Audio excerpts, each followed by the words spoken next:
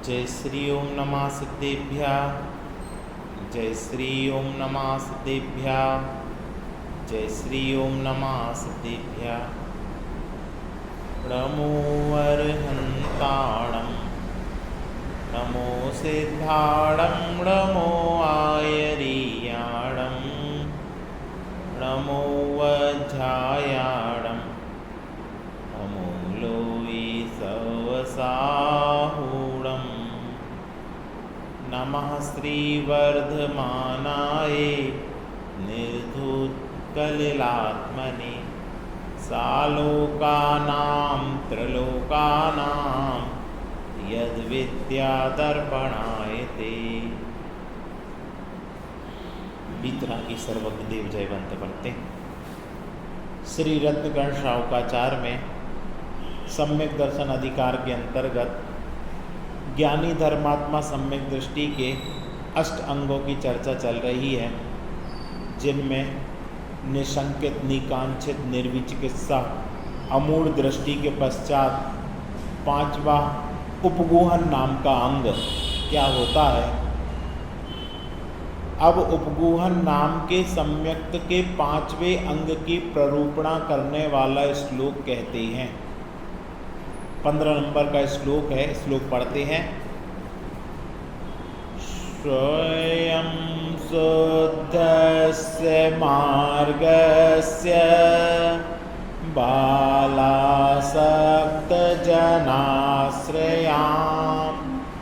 वाच्यतां यत् प्रमार्जन्ते तद्वन्त्युपगूहनम्।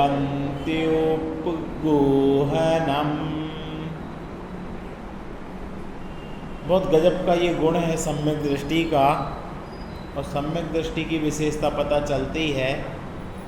उपगूहन क्या है?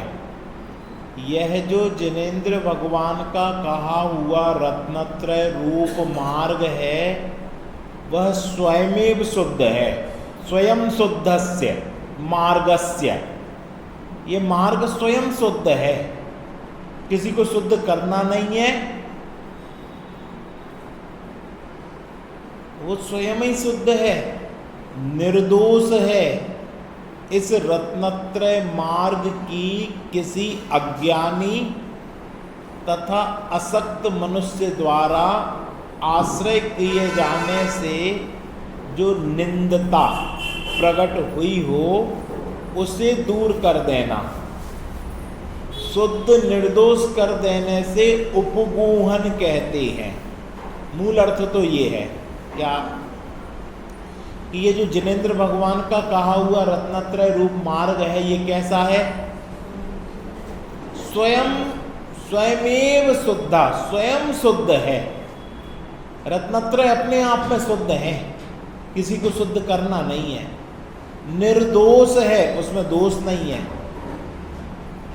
इस रत्नत्रय मार्ग में किसी अज्ञानी, कोई अज्ञानी जीव या कोई आसक्त जीव, आसक्ति वाला जीव द्वारा आश्रय किए जाने से जो निंदता प्रकट हुई कि भैया तुम रत्नत्रय के तो मार्ग में हो और तुम्हारी आसक्ति छूटी नहीं है,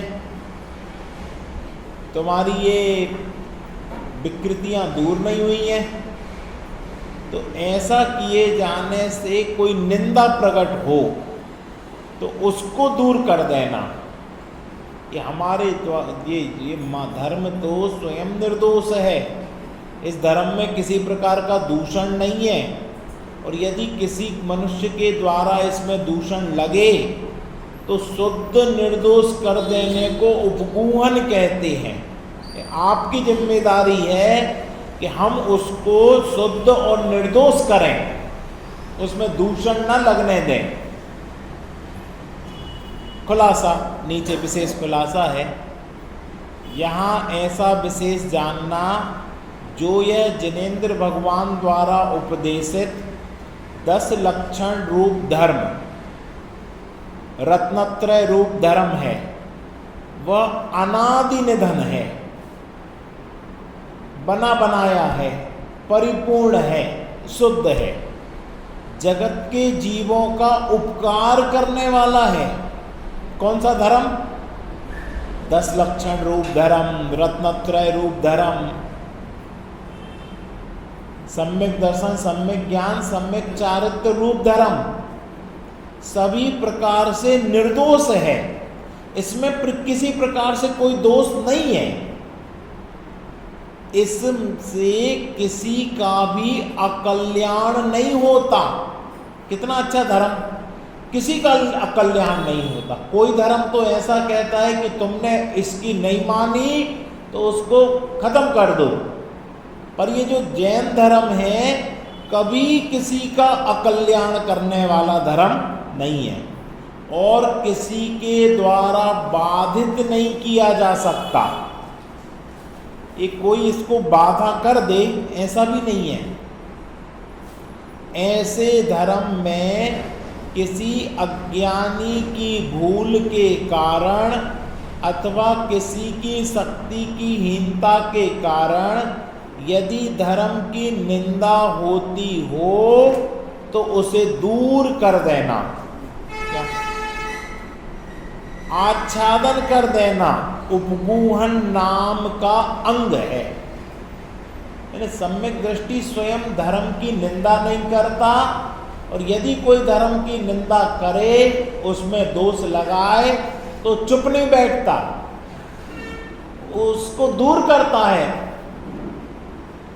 उस दोष को दूर करता है, उस कमी को दूर करता है और धर्म की यथार्थ प्रभावना करता है। यानी सम्यक दृष्टि ऐसा नहीं कि सिर्फ अपनी आत्मा से मतलब है। सम्यक दृष्टि के बाह्य जीवन में भी बहुत सारी चीज़ें चलती हैं। यदि कोई दोष लगावे, दूषण उसमें लगा देवे, कोई हिंसा पोषक चीज़ इसको जोड़ देवे, तो वो वास्तव में उसका तिरस्कार करता है और यथार्थ धर्म की प्रभावना उससे होती है। कोई शिथिलाचार का इसमें पोषण कर देवे तो शिथिलाचार का निषेध करता है।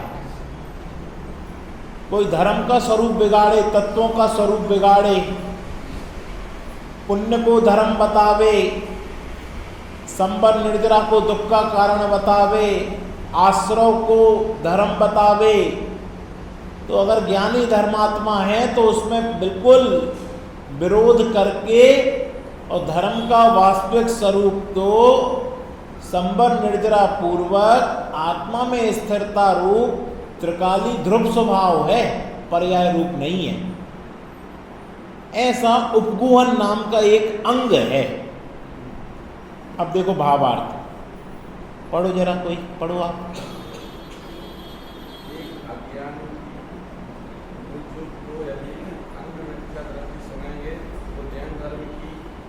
करेंगे तथा समस्त धर्मात्माओं को दूसरा लगाएंगे और कहेंगे कि जैन धर्म में तो जितने भी ज्ञानी तपस्वी त्यागी व्रती हैं वे सभी पाखंडी हैं, मिथ्या मार्गी हैं।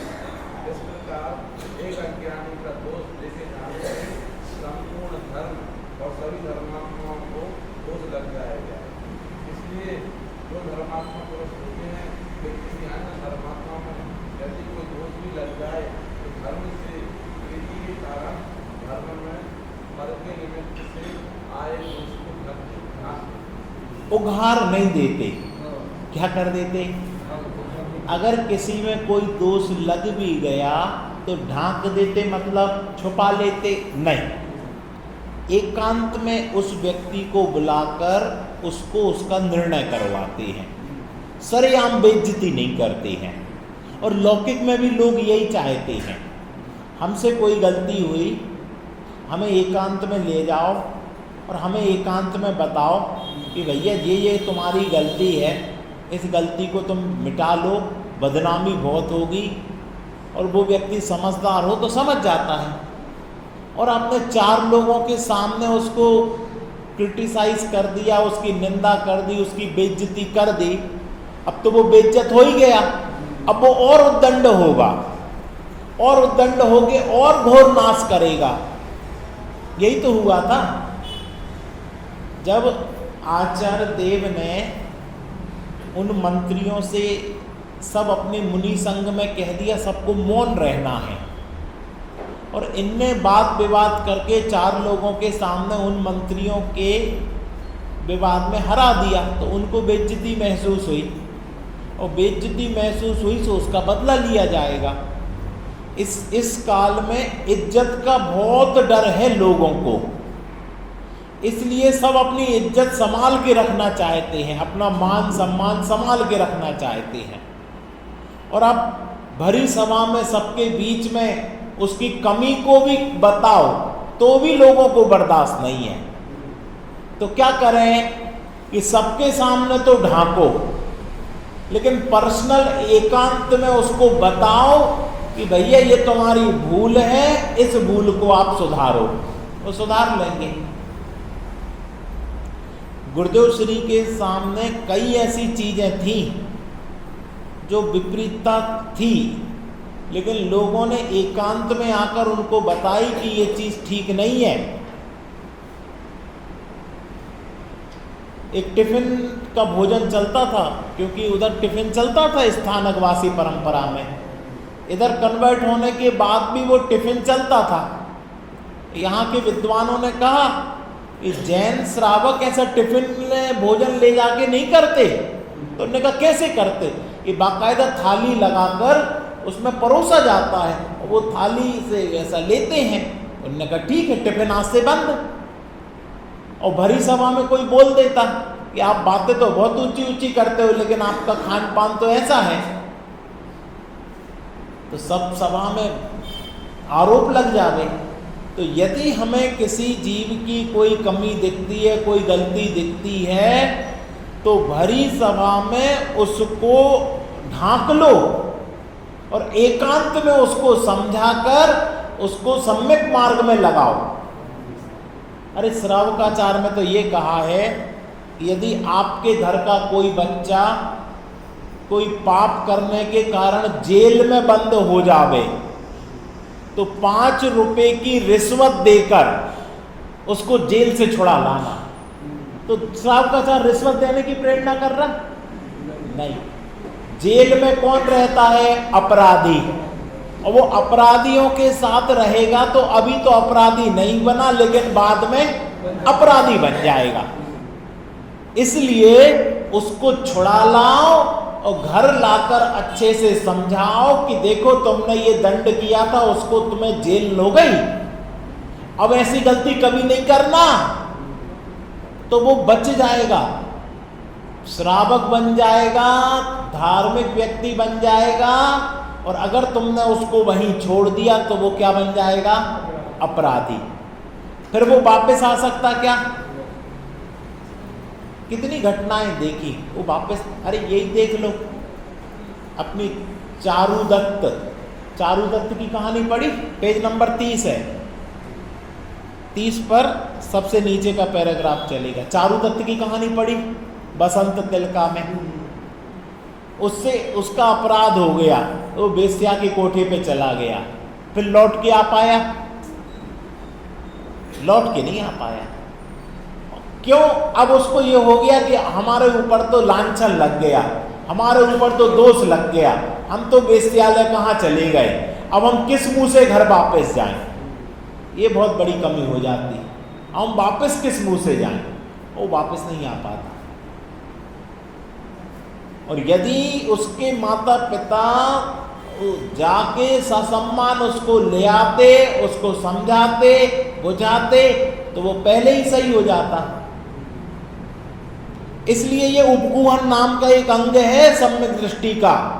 इस सम्यक दृष्टि वो ही होगा जो अपने साधर्मियों के दोषों को ढांक लेगा सबके सामने और एकांत में उसको ठीक करेगा, सुधारेगा। कैसे? जैसे माता अपने पुत्र को करती है। ये माता अपने पुत्र का कैसे करती? पढ़ो। जैसे माता की पुत्र से ऐसी प्रीति होती है कि यदि कदाचित पुत्र कोई अन्याय या खोटा कार्य भी कर दे तो माता उसके उस खोटे कार्य को छिपा भी देती है, ढांक भी देती है। उसी प्रकार धर्मात्मा पुरुष की धर्म से तथा साधर्म से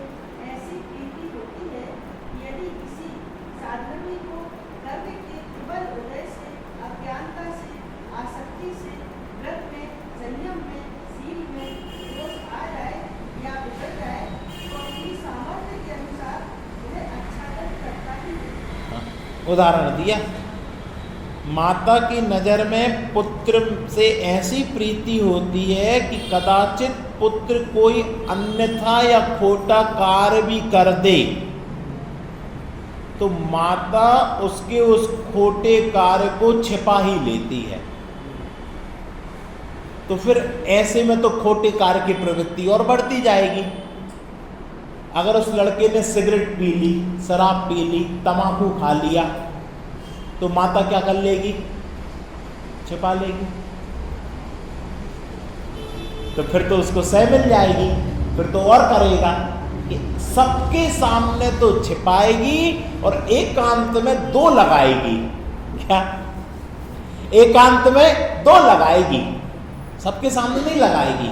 सबके सामने लगाएगी तो वो तो ढीठ हो जाएगा, और ढीठ हो जाएगा तो उसको खुली छूट मिल जाएगी, और फिर तो वो प्रमादी हो जाएगा, आलसी हो जाएगा।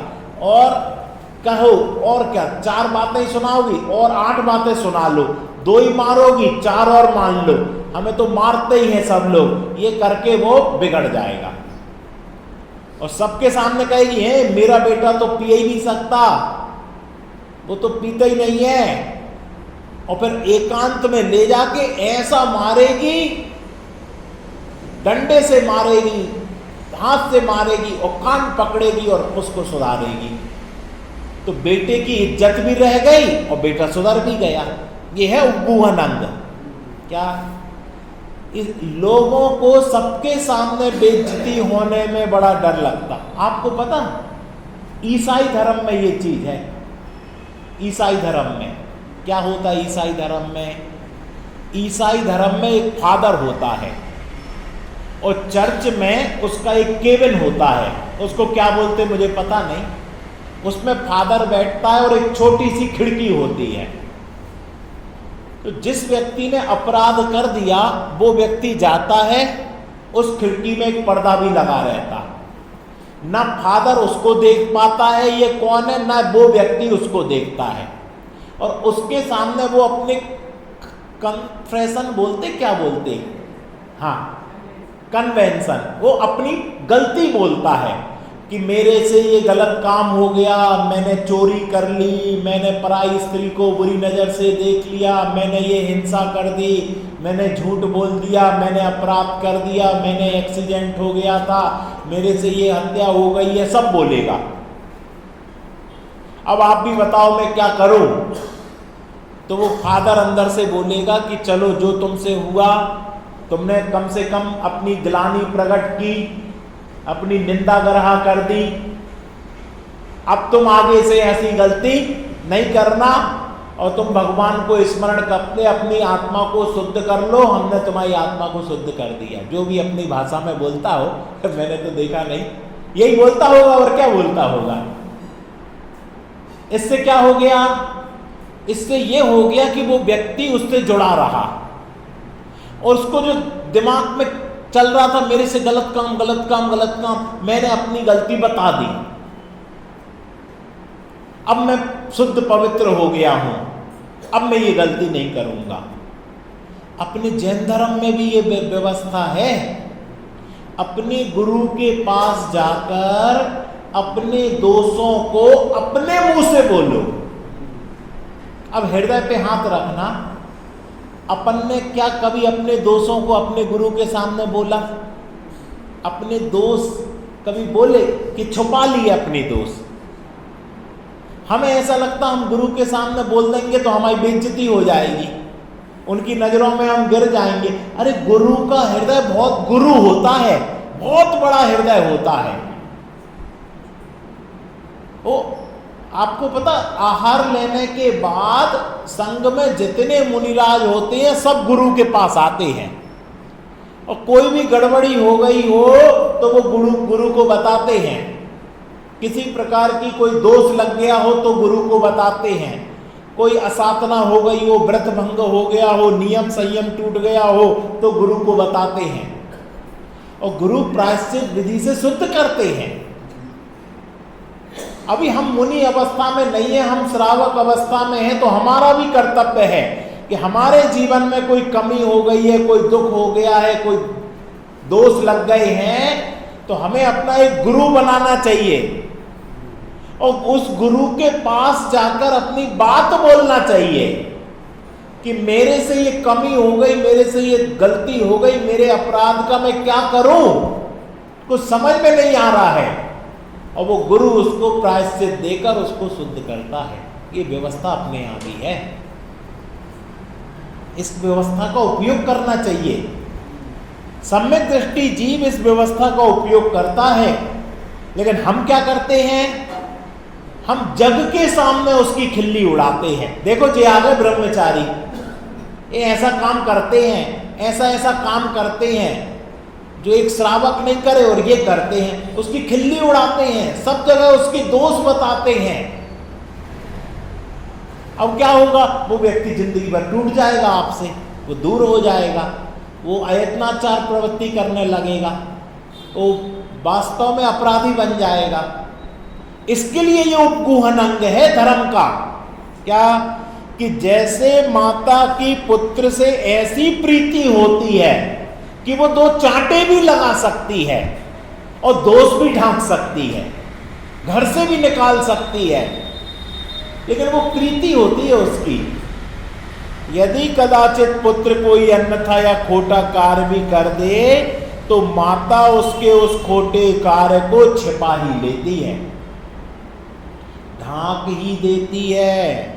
उसी प्रकार धर्मात्मा पुरुष की धर्म से या साधर्मी से ऐसी प्रीति होती है कि यदि किसी धर्मात्मा को कर्म के प्रबल उदय से, अज्ञानता से, असक्ति से, व्रत में, संयम में, शील में दोष आ जाए, बिगड़ जाए, तो अपनी सामर्थ्य के अनुसार वो उसका आच्छादन कर ही देता। मुझे आज भी याद है, मैं बहुत पहले 10 लक्षण में झांसी गया था। अपने मुमुक्षु का मंदिर नहीं है, सामाजिक मंदिर है, और उस समय बहुत 15 साल हो गए। तो वैसे ही था थोड़ा सा युवावस्था जैसा। तो एक दिन प्रवचन में हम नीला कुर्ता पहन के चले गए, 10 लक्षण के दिन थे, और प्रवचन कर दिए शाम के समय।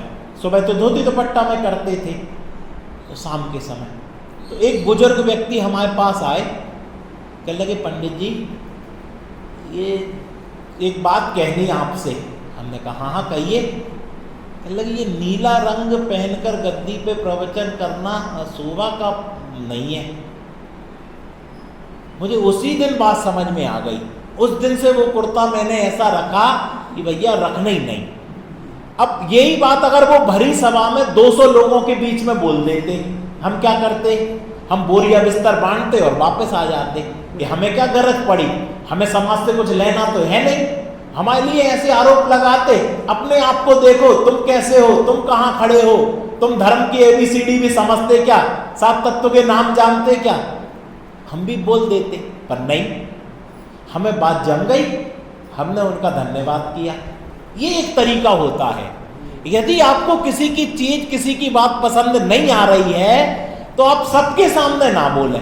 ये धर्म के लिए नहीं है, ये परिवार के लिए भी है। आपके परिवार में भी यदि आपको किसी की बात अच्छी नहीं लग रही, आपके समाज के लिए भी है। आपके समाज में आपको किसी की बात अच्छी नहीं लगी, सबके सामने मत बोलो, एकांत में उसको बोलो। भली होनहार होगी वो सुधार लेगा, खोटी होनहार होगी आपकी बात को नहीं मानेगा। आपका क्या बिगड़ गया, आपकी तो इज्जत रह गई, धर्म की तो इज्जत रह गई। ये एक तरीका है।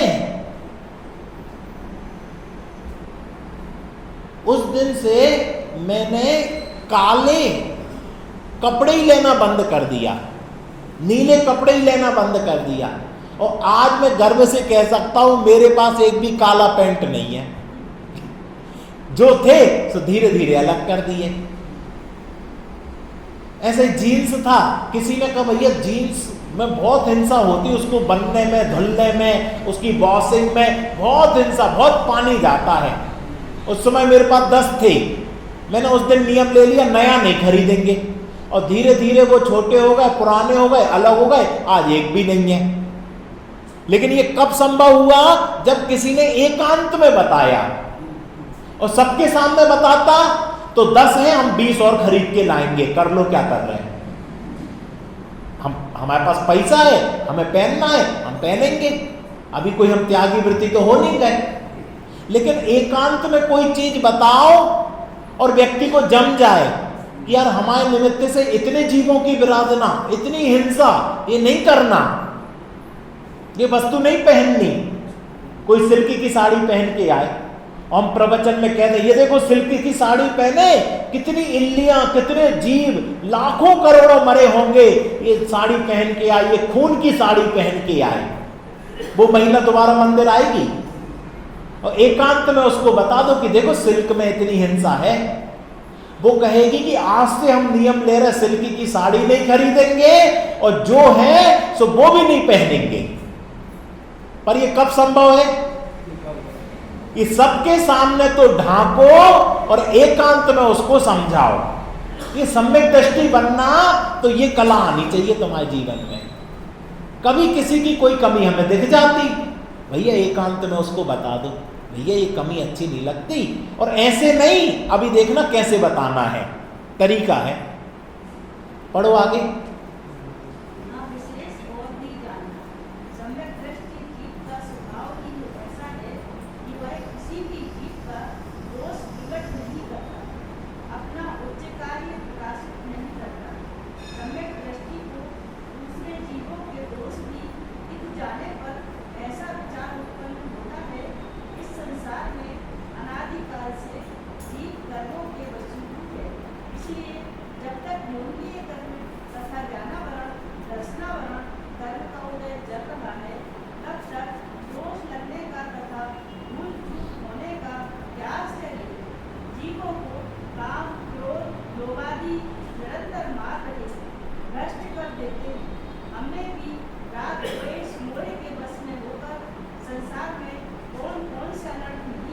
देखो सम्यक दृष्टि ऐसा विचार करता है, दूसरे के दो दोष दिख जाएं तो ऐसा नहीं करता कि उसकी खिल्ली उड़ाए। अरे भैया मिथ्यात्व के उदय में, दर्शनावर्णी, ज्ञानावर्णी, मोहिनी के तीव्र उदय में हमने क्या क्या पाप नहीं किए, हमने किस किस मणियों को, देवों को, देवताओं को नहीं पूजा होगा, कहां कहां नहीं गए होंगे, किस किस जन्म में क्या क्या नहीं किया होगा। ऐसा विचार करके वो विचार करता है कि संसार में अनादि काल से जीव कर्म के वशीभूत है, और जब मोहिनी कर्म, ज्ञानावर्णी, दर्शनावर्णी का उदय चल रहा है तो दोष लगने का और भूल चूक होने का क्या आश्चर्य है। अल्पज्ञ है, कोई सर्वज्ञ तो है नहीं, भूल होगी ही होगी, दोष लगेंगे ही लगेंगे। जैसे एरोप्लेन कितना वजनदार होता है, एरोप्लेन, और वो हवा में उड़ रहा है, हजारों एरोप्लेन रोज हवा में उड़ रहे हैं, और एक एरोप्लेन क्रैश हो जावे, गिर जावे, तो इसमें कोई आश्चर्य है? अरे इतनी वजनदार लोहे की चीज, लोहा अपन ऊपर फेंको तो कैसे नीचे गिर जाता, और वो इतना वजनदार हवा में उड़ रहा है, उसको तो गिरना ही है। आश्चर्य तो इसमें है कि उड़ कैसे रहा है। बब्बे भैया, आश्चर्य तो इसमें है कि लोहे का इतना बड़ा जहाज और समुद्र में तैर रहा, आश्चर्य तो इसमें है कि ये संसारी जीव मिथ्यात्व के उदय में, कर्मों के उदय में, मोहिनी के उदय में, चारित्र मोह के उदय में कैसे बचा हुआ है, आश्चर्य तो इसमें है। दोष लग जावे, इसमें क्या आश्चर्य, दोष तो लगेंगे ही, भूल तो होगी ही। जब राग द्वेष के बीच में है तो भूल का तो पहाड़ हो जाएगा, इतनी भूलें होंगी, इतने दोष लगेंगे। तो क्या करें हम, और उसको सबके बीच में उछालें? नहीं, जीवों को काम, क्रोध आदि, लोभ आदि निरंतर मार रहे हैं, भ्रष्ट कर देते हैं। जीव चाहता है कि हम चोरी ना करें, पर नहीं, कर्म का ऐसा उदय आता है वो कर देता चोरी। अब क्या करें कि अब उसको समझाओ एकांत में, उसको एकांत में ले जाओ, भैया देखो ये चोरी करना अच्छा काम नहीं है, तुम्हें जरूरत है तुम हमसे मांग लो, तुम्हें 5 की जरूरत है, हम 10 देंगे। बताओ वो व्यक्ति दोबारा चोरी करेगा? अरे जब हमें 10 मिल रहे, चोरी में तो 5 ही मिले, यहाँ 10 मिल रहे, छोड़ो आज से नहीं करनी ये काम। लो साहब, दो ही काम हो गए। हमने भी राग द्वेष मोह के बस में होकर संसार में कौन कौन से अनर्थ काम नहीं किए, विचार करो। अब देखो अंतिम, मुझे जिनेंद्र के परमागम की शरण की कृपा से अब कुछ दोष और गुण की पहचान हुई। ये सम्यक दृष्टि है ना? तो अब सम्यक दृष्टि को शास्त्र पढ़ने से, 7 तत्व पढ़ने से, ज्ञान का अभ्यास करने से अब उसको कुछ दोष और गुणों की पहचान हो गई कि रात्रि भोजन करना दोष है, दिन में भोजन करना गुण है, मंदिर नहीं जाना दोष है, मंदिर आना गुण है, शास्त्र स्वाध्याय करना गुण है, शास्त्र स्वाध्याय नहीं करना दोष है। अब हमें पता चल गया। तो अब हम क्या करें? देखो वो सालू तुम वहां रात में खा रहे थे, हम सबके सामने बोलने लगे? नहीं, अब तुम्हें पता लग गया ना ये दोष है, ये गुण है। तो भी अनादिकाल की कसायों के संस्कार से अभी भी अनेक दोषों को कर रहा हूं। ये बात कौन कह रहा है?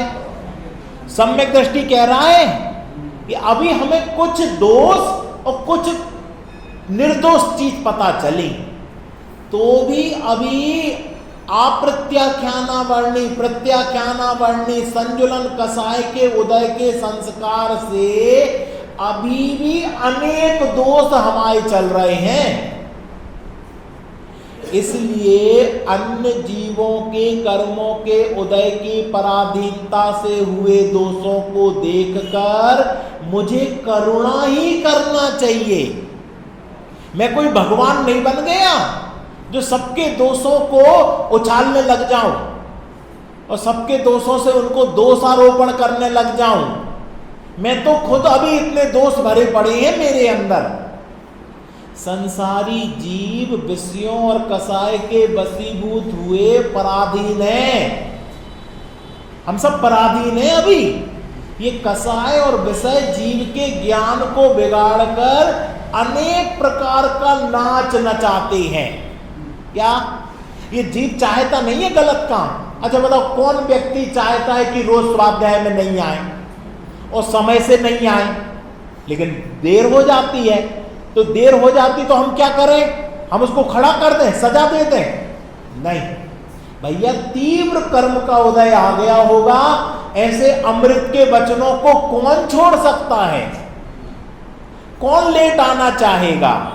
सब व्यक्ति समय पे आना चाहेंगे, प्रतिदिन आना चाहेंगे, पर नहीं, किसी दिन प्रबल कसाय का कर्म का उदय आ गया, वो व्यक्ति लेट हो गया, कोई बात नहीं, हम उसकी इज्जत नहीं उतार देंगे। तो अरे हम कितने, कभी हम लेट हो जाते, कभी हम नहीं आ पाते हैं, हम भी टाइम पे नहीं आ पाते। अपना विचार करो और अपना स्वरूप बोला। अतः अज्ञानी जनों द्वारा किया गया दोष देखकर आप संक्लेश परिणाम नहीं करता। कौन? सम्यक दृष्टि धर्मात्मा ज्ञानी जी। अगर दोष दिख जाते ना तो वो संक्लेशित, अगर कोई काले कपड़े पहन के आ जाए ना तो वो संक्लेशित परिणाम नहीं करता। क्यों? हमने भी कितने दोष किए, कितने पाप किए, कितने दोष हमने किए, हम संक्लेशित नहीं करेंगे परिणाम। तो क्षेत्र काल आदि के निमित्त से जो भावी होनहार है उसे टालने में कोई समर्थ नहीं है। ये विचार करता है तत्व का, एकांत में उसको बुला के समझा देगा, पर अपने परिणाम संक्लेशित नहीं करेगा। रोडरमन जी ने क्या कहा कि यदि तुमने किसी के दोष बताए और वो अपने दोष ना मिटाए तो स्वयं तो आत्महत्या नहीं कर लेगा। हमारा कर्तव्य है कि एकांत में दोष बता देना। अब जीव मान जाए तो ठीक, नहीं माने तो क्षेत्र कालादि के निमित्त से जो भावी होनहार है, इस जीव की जैसी होनहार होगी उसे टालने में कोई समर्थ नहीं है, ऐसा विचार करके समता धारण करता है। क्या पीछे नहीं पड़ जाता, हम तो इनको जेल पहुंचा के दम लेंगे। क्या यदि किसी ने कोई चोरी कर ली तो अब वो क्या कह रहा, हम तो जेल के पीछे हथकड़ी लगवा के सजा दिलवा के रहेंगे। ये सही है? ऐसा ही होना चाहिए। भैया तुमने क्या क्या पाप नहीं किए, तुम्हें कितनी सजा मिली ये तो बताओ। अरे कर्म है ना सजा देने के लिए, कर्म सजा देंगे, कर्मों पर छोड़ दो, हर को सजा हम ही नहीं देंगे। क्या कर्म सजा देंगे? अगर किसी ने गलत काम किया है तुम सही सजा नहीं दे पाओगे। आप देखो कितने अपराधी छूट जाते हैं और निरपराधी आजीवन सजा काटते हैं। जेलों के उद्धरण आप सुनो, तो 14-14 साल सजा काट लेते हैं, बाद में पता चलती इसने अपराध ही नहीं किया, और जो अपराधी हो जाते वो बरी हो जाते। तुम किसी को सजा दे पाओगे? तो कर्म है सजा देने के लिए, वो बिल्कुल न्याय से सजा देते हैं और हर व्यक्ति को एक भी सजा नहीं छोड़ेंगे। इसलिए भैया हमसे कोई पाप ना हो जिनकी सजा हमें भोगना पड़े।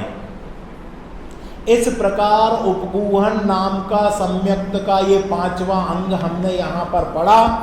इस अंग को पढ़ने के माध्यम से हमारे जीवन में परिवर्तन आवे, हमारे जीवन में साधर्मी भाइयों के प्रति यदि कोई दोष दिख जावे तो उसको तुरंत ना बोलें, सबके बीच में ना बोलें, एकांत में जाकर उसको समझा देवें।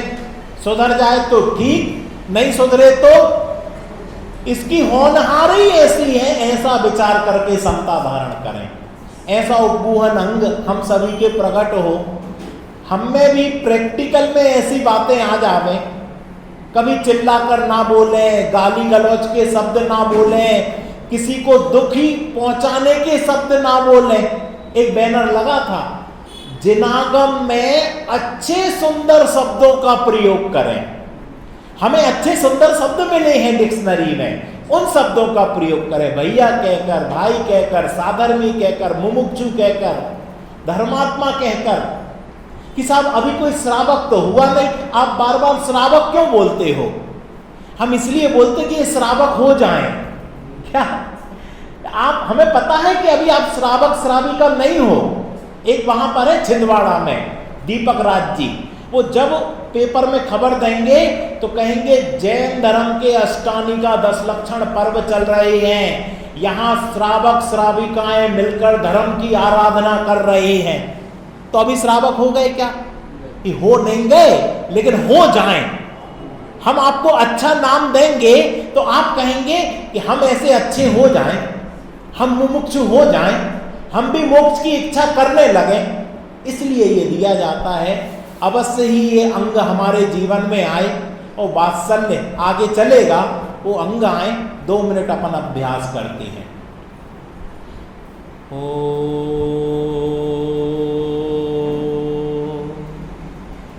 चैतन्य स्वरूपो हम, चैतन्य हमारा स्वभाव है। अनादि अनंत जीवन प्रवाह में हमारा चैतन्य हमसे छूटा नहीं है। जानना देखना हमारा छूटा नहीं है। थोड़े समय को मनुष्य पर्याय मिली है, थोड़े समय को संयोग मिले हैं, घर कुटुंब मिला है, आजीविका मिली है, लेकिन चैतन्य तो सदाकाल रहने वाला है। किसी गति में इसने साथ नहीं छोड़ा हमारा। इसलिए चैतन्य स्वरूपो हम उस चैतन्य को अपना शेष जीवन समर्पित करते हैं जिसने नरक निगोदों में हमारा साथ नहीं छोड़ा। इसलिए हम दिन में 25 बार याद करेंगे अपने चैतन्य स्वरूप को, 50 बार याद करेंगे अपने ज्ञाता दृष्टा स्वभाव को, अपने समता स्वभाव को, अपने शांत स्वभाव को, अपने निर्विकल्प स्वभाव को। निर्विकल्प स्वरूपो हम। कसाय का प्रबल उदय आएगा, जोर आएगा, लेकिन हम उस जोर में भी अपने स्वभाव से च्युत नहीं होंगे, अपने शांत भाव को नहीं छोड़ेंगे। भूल हो जाएगी तो भूल को छिपाएंगे नहीं, मिटाएंगे। ऐसे अपने आत्म स्वभाव में स्थिरता करो।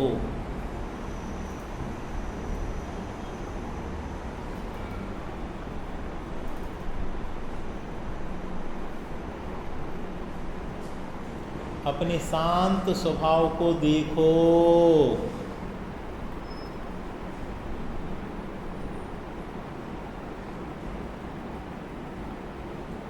अपने सहज स्वभाव में सहज रहो, शांत रहो, सदा सहज ही शांत रहो।